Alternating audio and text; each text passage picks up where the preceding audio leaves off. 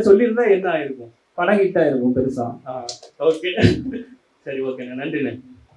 Sorry, படம் hit ஆயிருந்தோடனே வந்து ஐயோ பாவம் தப்பா புரிஞ்சுக்க போறாங்கன்னாங்க. நான் ரொம்ப ஓப்பனா சொல்றேன், கொட்டுக்காளி கமர்ஷியலா ஹிட்டான மூவி தான். ஓகேங்களா?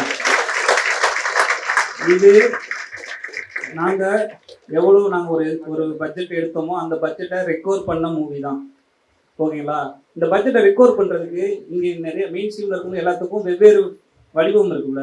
கொட்டுக்காளியான படங்களுக்கும் வெவ்வேறு வடிவங்கள் இருக்குது. அது தேட்ரு ஒரு பகுதி. நான் ஃபெஸ்டிவல்ஸ் இருக்குது, ஓடிடி இருக்குது, ஃப்ளைட்டில் ரைட்ஸ் கொடுப்போம்.